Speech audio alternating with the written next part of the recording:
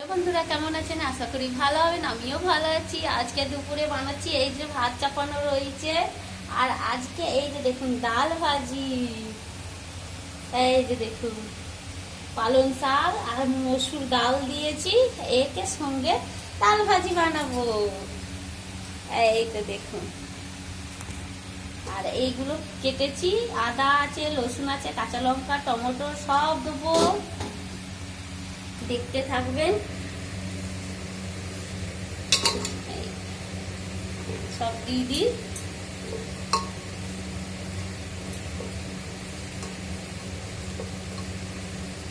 এগুলো গরমে খেলে খুবই ভালো লাগে, খুবই। আমার তো প্রচুর ভালো লাগে। হাত ধুয়ে নিলাম। এই যে সামান্য সামান্য জল দেবো, ব্যাস।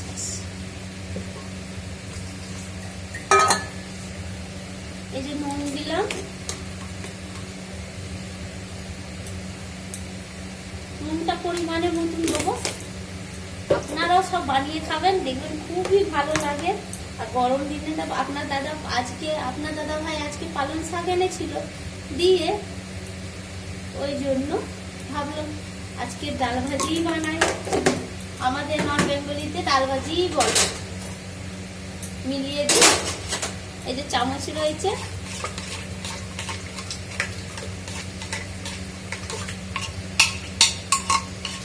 সব মিলিয়ে দিলাম। ডালগুলো সেদ্ধ হয়ে যাবে, বেশ সিটি নেবে। শুধু জিরে ফোড়ন দিয়ে করবো।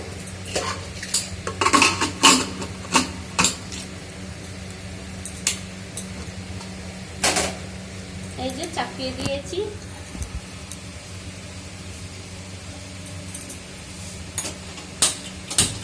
গ্যাস জ্বালিয়ে দিলাম, ব্যাস। এবারে কি কাটাকুটি করবো সবজি ভাবতে পারছি না। হ্যাঁ,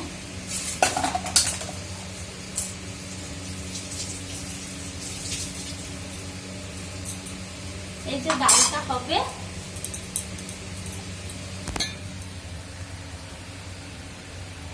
এই যে ডাল হবে, এই যে ভাত।